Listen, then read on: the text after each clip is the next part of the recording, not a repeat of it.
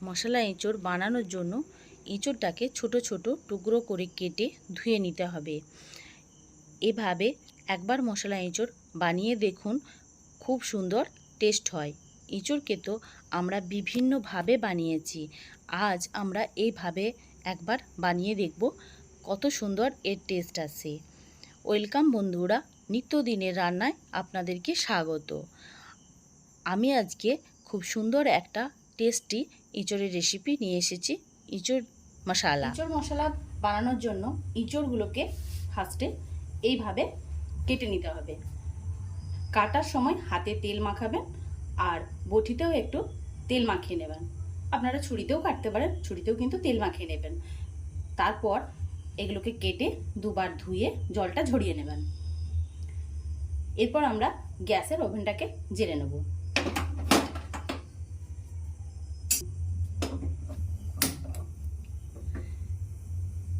গ্যাসের ওভেনটাকে জ্বেলে নিলাম এবং একটা কুকার বসাবো।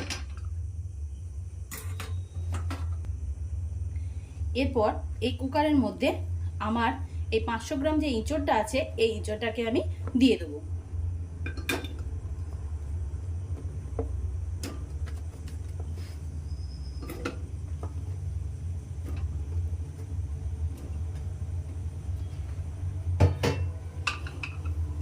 যতটা পরিমাণে এঁচোড়টা দেওয়া আছে ঠিক তার হাফ পরিমাণ জল দেব।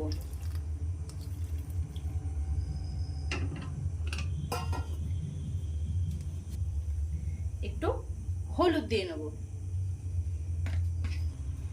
আর দেব 1 চামচ নুন দিয়ে আমরা এটাকে দুটো সিটি দিয়ে নেব, যেন এঁচোড়টা খুব গলে না যায়।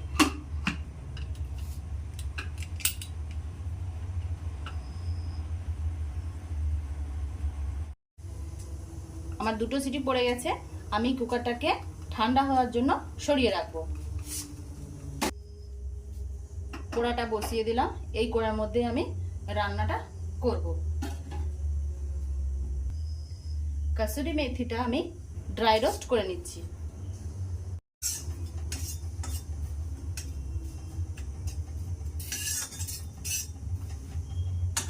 এটাকে আমি তুলে নিচ্ছি। এই কড়ার মধ্যে আমি তেলটা দিয়ে দিলাম।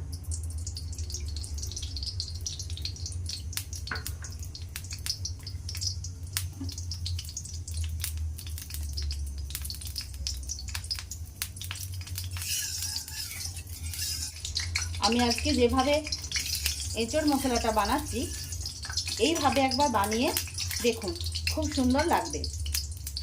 আমি দুটো পেঁয়াজ, কিছু রসুন আর কিছুটা আদা কেটে নিয়েছি, এগুলোকে আমরা তেলেতে ভেজে নেব।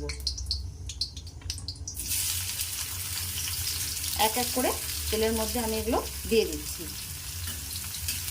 পেঁয়াজটা ভেজে তুলে নিয়ে বাকি মশলাটা দেবো।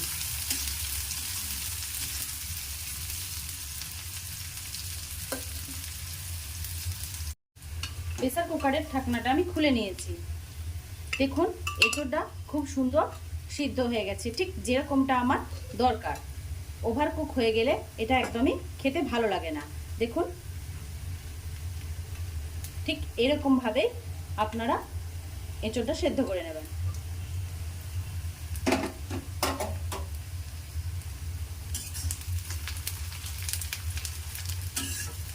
পেঁয়াজটাকে আমরা আরো লাল করে ভেজে নেব।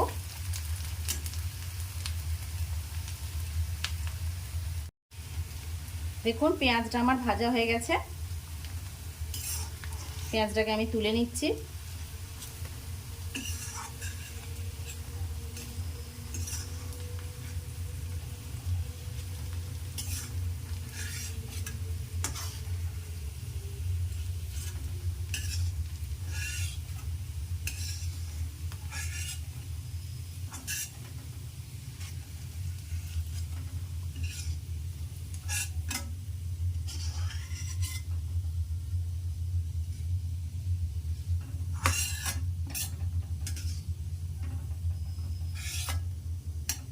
এই তেলের মধ্যে আমরা আদাটা আর এই রসুনগুলোকে দিয়ে দেবো, এগুলোকেও একটু ভেজে নেব।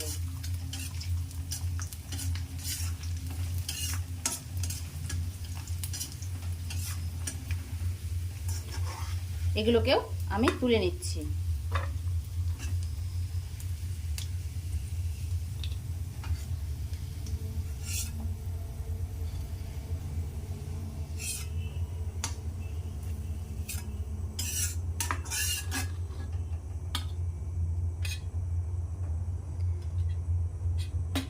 এই তেলের মধ্যে আমরা এঁচড়গুলোকে একটু নাড়াচাড়া করে নেব।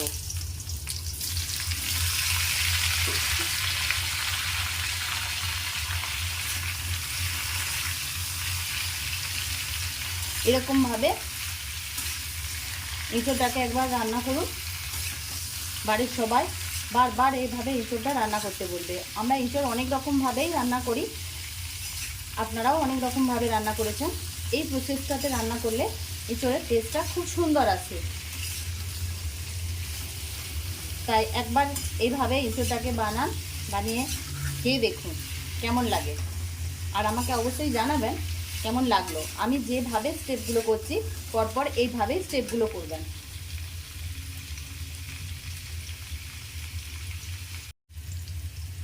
দেখুন এঁচড়টা ভাজা হয়ে গেছে, এর থেকে বেশি আর ভাজবো না। এটাকে আমি তুলে নিচ্ছি।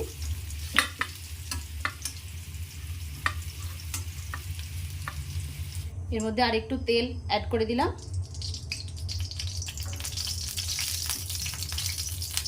এই তেলের মধ্যে দুটো ছোট এলাচ, দুটো লবঙ্গ আর একটু দারচিনি দিয়ে দিলাম।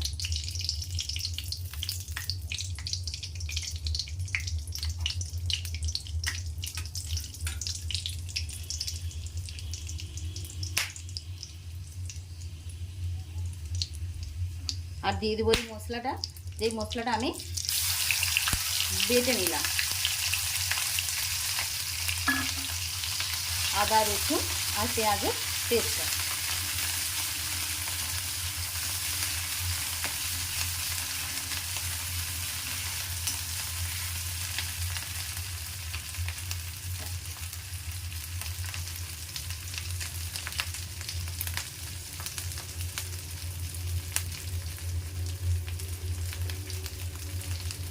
এর সাথে দেব 1 চামচ হলুদ,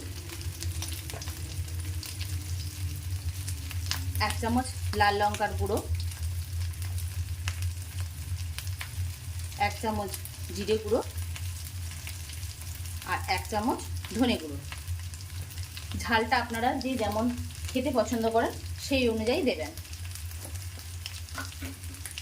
আর আমি দুটো টমেটোকে পেস্ট করে নিয়েছি, এই দুটো টমেটো আমি এখন দিয়ে দেবো। দিয়ে ভালো করে আমি এই মশলাটা কষিয়ে নেব।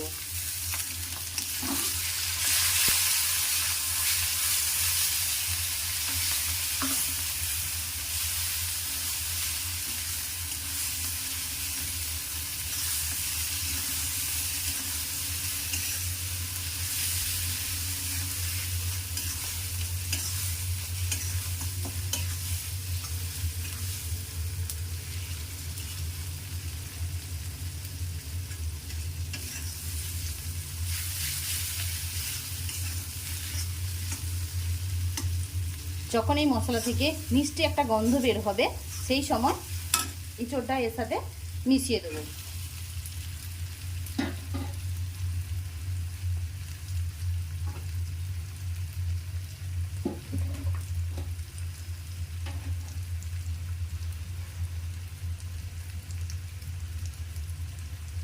দেবো 1 চামচ নুন।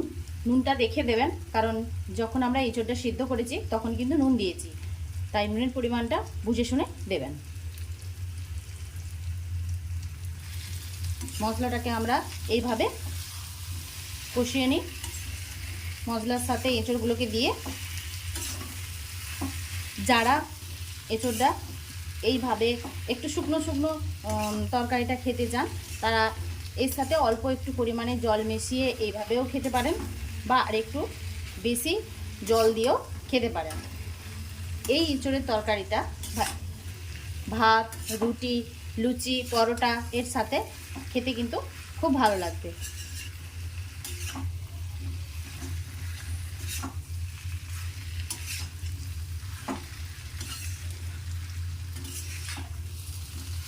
দেখতে পাচ্ছেন এঁচোড়ের সাথে মশলাটা খুব ভালোভাবে মিশে গেছে। এই মতো অবস্থায় আমি এঁচোড়টাকে সিদ্ধ করেছিলাম যে জলটা দিয়ে, সেই জলটা আমি ফেলে দিইনি, সেটা রেখে দিয়েছি। এই জলটা এঁচোড়ের মধ্যে দিয়ে দেবেন, দেখবেন এঁচোড়ের তরকারির টেস্টটা খুব সুন্দর হবে।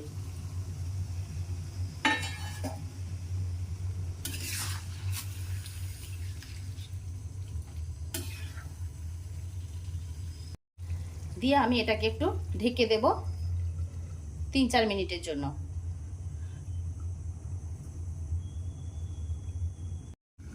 চলুন দেখি কেমন আমার রান্নাটা তৈরি হয়েছে। দেখুন কত সুন্দর রং আর গন্ধে পুরো মাতিয়ে দিয়েছে বাড়িটাকে। এরপর শুধু একটু গরম মশলা দেওয়ার অপেক্ষা। আমি একটু গরম মশলা উপর থেকে ছড়িয়ে দিলাম। ব্যাস রেডি হয়ে গেল আমাদের এঁচোড় মশলা। এইভাবে এঁচোড় মশলা আপনারা বানান, বানিয়ে একবার খেয়ে দেখুন কেমন লাগে। আশা করছি একবার বানালে বারবার বানাবেন আপনারা। আর যদি আমার এই এঁচোড় মশলার রেসিপিটা আপনাদের ভালো লাগে,